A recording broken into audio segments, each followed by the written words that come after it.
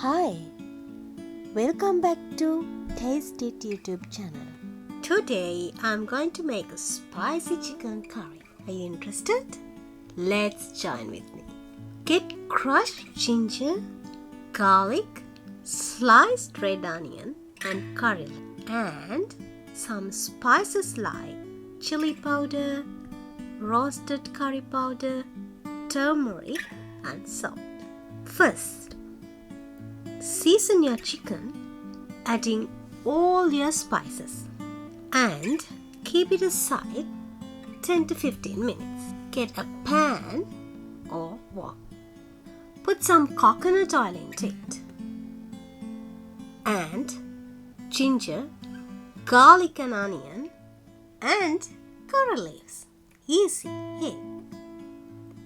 And then we put our chicken into it. Our seasoned chicken. Let's cook it for 15 minutes.